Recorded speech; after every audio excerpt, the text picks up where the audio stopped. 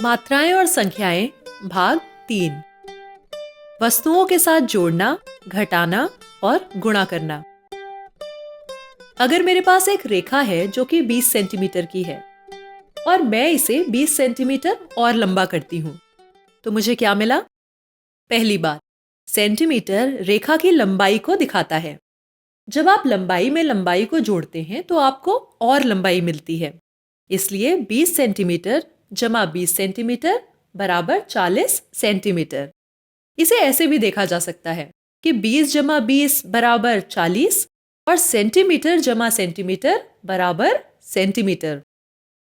अगर मेरे पास कोई धागा है जो कि 100 सेंटीमीटर लंबा है और मैं इससे 25 सेंटीमीटर काट लेती हूँ, तो बचे हुए धागे की लंबाई कितनी होगी?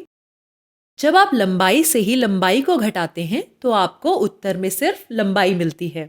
इसलिए 100 सेंटीमीटर में से 25 सेंटीमीटर घटाया तो उत्तर आया 75 सेंटीमीटर। अब अगर मेरे पास 100 ग्राम चीनी है और मैं 10 ग्राम चीनी इसमें से निकाल लेती हूं, तो मेरे पास कितनी चीनी बची? 100 ग्राम में से 10 ग्राम घटाओ, उत्तर आएगा 90 ग्राम। यानी हम समान इकाई वाली मात्राओं को जब जोड़ते या घटाते हैं तो उत्तर में भी हमें वही इकाई मिलती है। यानी सेंटीमीटर वाली दो वस्तुओं को जोड़ो तो उत्तर भी सेंटीमीटर में ही आएगा, या ग्राम वाली दो मात्राओं को घटाओ तो उत्तर भी ग्राम में ही मिलेगा।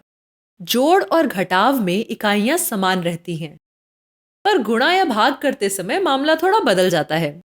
आओ देखते हैं कि क्या होता है जब मात्राओं को गुणा या भाग किया जाता है। पहले देखते हैं कि गुणा करने पर क्या होता है।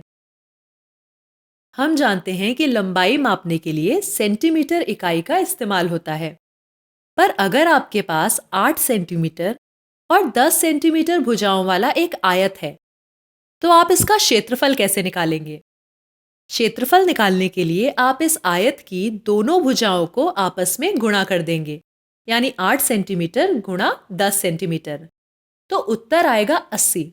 लेकिन अब की बार यह 80 सेंटीमीटर नहीं होगा, बल्कि लिखा जाएगा 80 वर्ग सेंटीमीटर। वर्ग सेंटीमीटर का यह बताता है कि सेंटीमीटर की दो इकाइयां एक दूसरे को गुणा कर रही हैं। यही वर्ग सेंटीमीटर क्षेत्रफल मापने की इकाई है। तो हमने यहां देखा कि जब हम मात्राओं को जोड़ते हैं तो वह होता है सेंटीमीटर जमा सेंटीमीटर बराबर सेंटीमीटर। लेकिन जब हम उन्हें गुणा करते हैं, जैसे क्षेत्रफल निकालने के समय, तब यह हो जाता है सेंटीमीटर गुणा सेंटीमीटर बराबर वर्ग सेंटीमीटर।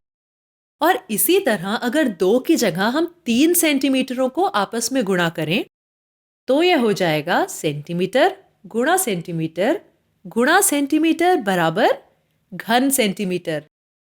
घन सेंटीमीटर का यह 3 यहां यह बताता है कि इस बार 3 लंबाइयां या सेंटीमीटर की 3 इकाइयां आपस में गुणा हो रही हैं।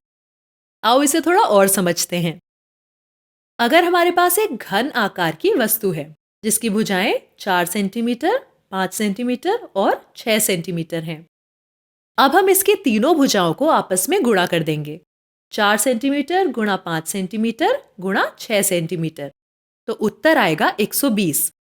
लेकिन सिर्फ 120 नहीं, बल्कि 120 घन सेंटीमीटर। और जैसा हमने पहले देखा, घन सेंटीमीटर का यह 3 यह बताता है कि इस बार 3 लंबाइयों को गुणा किया जा रहा है। पर क्या आपको यह पता है कि घन सेंटीमीटर में निकला यह उत्तर हमें यह भी बताता है कि उस वस्तु ने कितनी जगह घेर रखी है। यानी यह घन सेंटीमीटर उस वस्तु का आयतन भी कहलाता है। तो इसका मतलब यह हुआ कि दो मात्राओं को जोड़ते या घटाते समय उत्तर में इकाइयां बदलती नहीं हैं। जो जोड़ी या घटाई जाने वाली मात्राओं की इकाई थी, उत्तर में भी वही इकाई रहती है। पर गुणा करते समय सभी मात्राओं की इकाइयों को आपस में जोड़ दिया जाता है। पर क्या होता है जब दो मात्राओं को एक दूसरे से भाग दिया जाता है? अब इसका उत्तर हम अपने अगले वीडियो में देखेंगे।